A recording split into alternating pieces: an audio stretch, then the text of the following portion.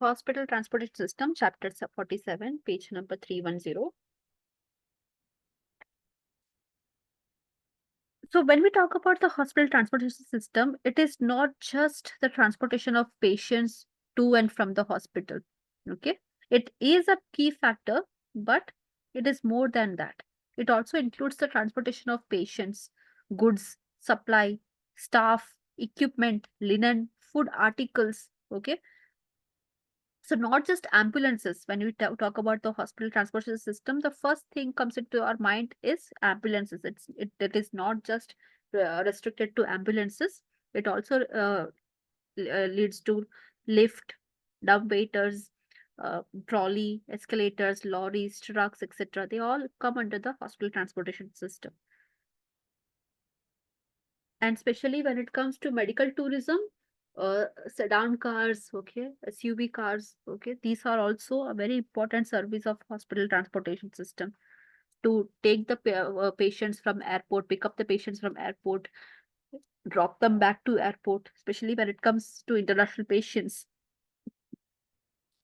So broadly speaking, the transportation system is divided into two groups: intramural, that is internal transportation, and extramural transportation, that is external transportation.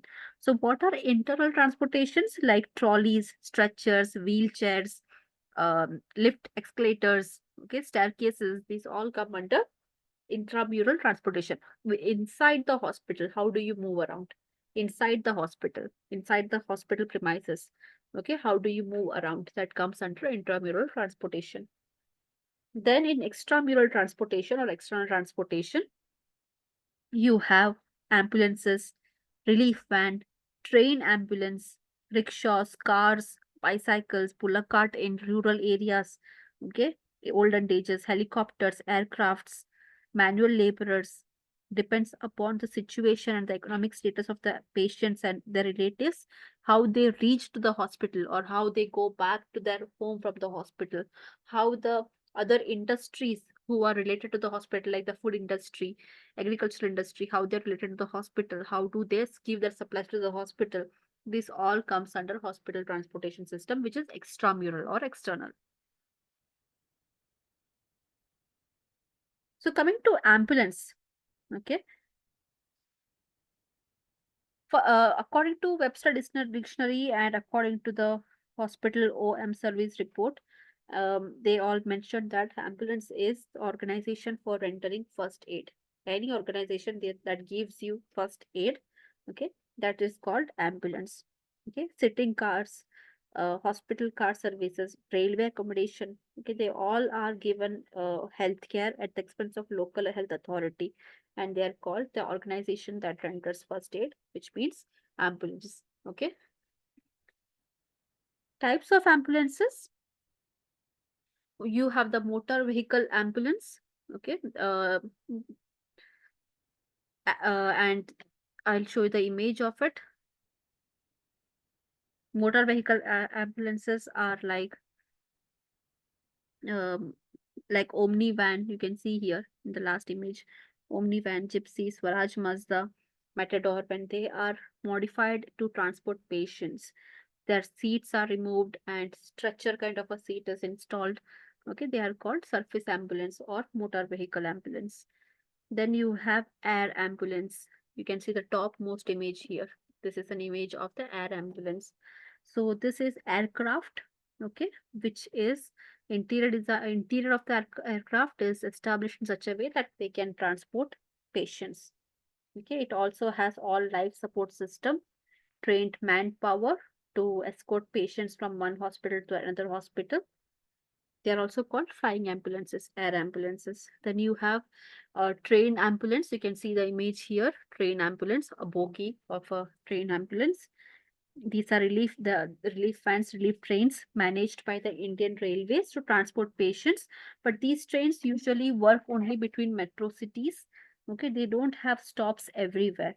Okay, so mobile hospitals with wards, intensive care unit, OT, CSSD, drugstore, etc., is present in this train itself, this whole train itself. Okay, and then you have helicopter ambulance.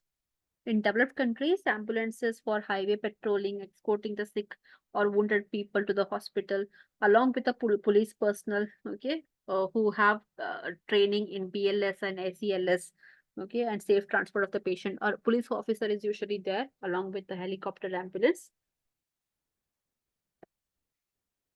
Then you have the CAT services, centralized accident and trauma services. Roadside accidents are increasing everywhere, even in India. Okay, so CAT services are two-wheelers usually. They come, they give the fastest medical aid because two-wheelers can uh, swiftly move through the traffic and reach the affected people. Okay, coming to the role and function of ambulances.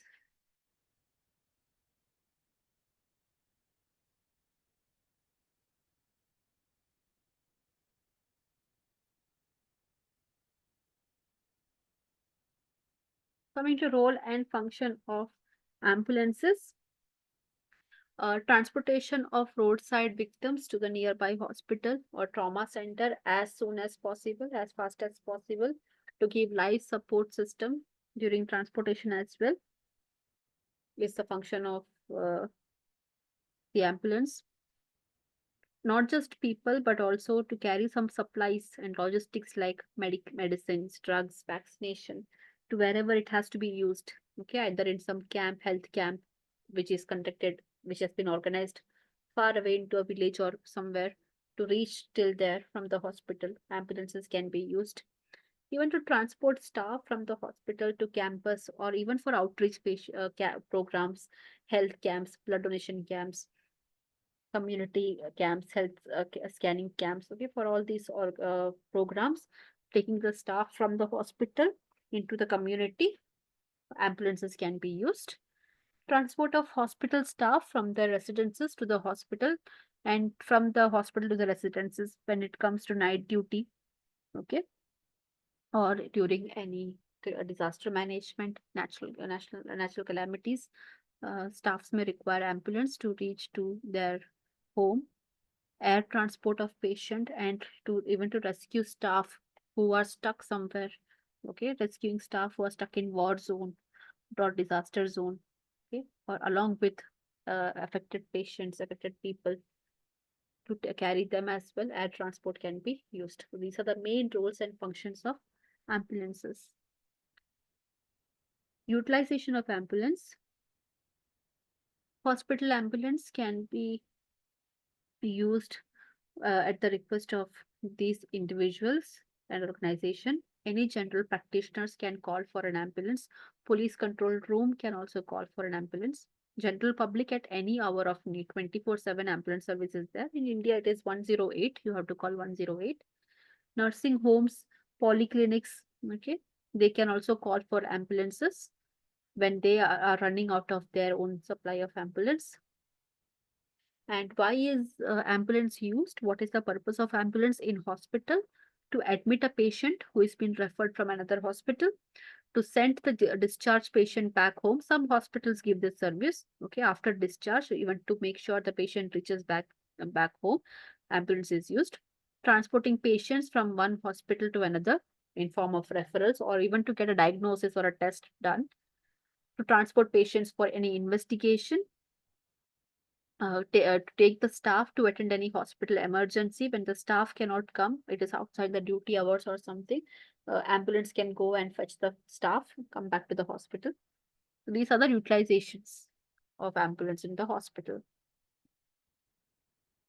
Physical facilities, wherever you give an ambulance services, what physical facility should be available? Parking, there should be a well defined and demarcated area for parking of the ambulances in the hospital. It should be able to go to the main gate of the hospital and the emergency department. Location, it should be located in the central place near the accident or ER. Wherever the emergency department is, you will find ambulance department near to it. Space, there should be an adequate space for parking hospital ambulances and along with that additional space to park vehicles or ambulances coming from other hospitals. Okay, so keeping this in mind, you have to locate space for the department. Floor, It should be of RCC, that is cemented floor, which is easily washable. Lighting, illumination, it should have at least 400 lux is recommended. Public toilets in the ambulance department for male, female visitors, separate toilet should be placed depending on the number of visitors that you get in the ambulance department. Then janitor's closet for keeping housekeeping materials and cleaning materials, it is required to have a separate closet where these things can be stored. It can be used as a storage area. And design of the ambulance service system, it should be such that intramural as well as extramural transport can merge here. Okay, so that way the design should be meant so that you can unload the patient, upload the patient into the vehicles. Okay, that should be done smoothly. Control room should be there with two-way communication, garage, at least 200 square feet per ambulance, unloading and upper loading area for patients, doctor's duty room, visitors lobby, duty room for nurses, driver's room, stretchers, men restroom, trolley, stretcher bay near the ambulance, washing ramps, clerk room. These things should be provided. Staffing, doctors who are trained in critical care medicine uh, are uh, are part of the ambulance department. ACLS, BLS trained staffs. Nurses also ACLS and BLS trained staffs. Nursing orderlies and stretcher boys, mechanics for the vehicle, cleaners for the vehicle. Even the drivers are trained with ACLS. If you have two ambulances, you should have 7 drivers.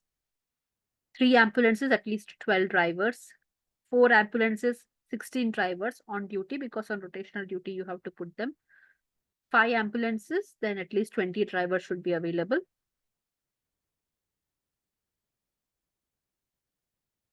And the number of stretcher boys required is mentioned in the textbook. You can refer that. According to the Rao committee, how many ambulance you require per hospital, it depends on the bed structure. Okay, how many beds you have in the hospital. If it is under 200 beds, if a hospital has 100 to 200 beds, 3 ambulances. If the hospital has less than 100 beds, 2 ambulances enough. Okay, 50 bedded hospitals or a clinic, 1 ambulance is enough. Okay, if the bed structure is more than 200 up to 300, 4 ambulances is required. And for like every 50 bed, 1 ambulance is required.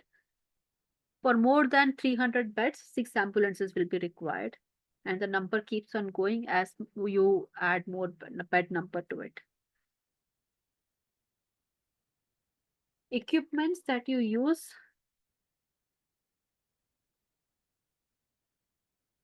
in the ambulance, it depends upon the type of the ambulance services existent in the hospital, policy for hospital for transport of the patients. Like you require suction apparatus to clear the airway, ambu bag, oropharyngeal airway clearer, uh, oxygen cylinder, mouth gags, IV sets, infusion sets, emergency injection tray, sterile ones, bandages of all sizes, splints of all sizes, safety pins, sterile delivery kits in case of emergency delivery, labor delivery, BP instruments, sphygmomanometer, stethoscope, ECG machine. This is the basic instruments required for a average ambulance. In case of any sophisticated ambulances where more functions can be done, more clinical functions can be carried out, ECG machine, monitor is used, defibrillator is used, ventilator can be used if the generator is on wheels, suction apparatus can be used, which is mechanized, blood transfusion can be set up, blood transfusion cross matching the blood type can be set up. Generators on wheels should be put together to this ambulance to make sure that all these equipments, OT lights, portable X-ray, ECG monitors, ventilators, they don't run out of electricity. So these are the requirements of a hospital transportation system. If you have any queries, you can mention in the chat box.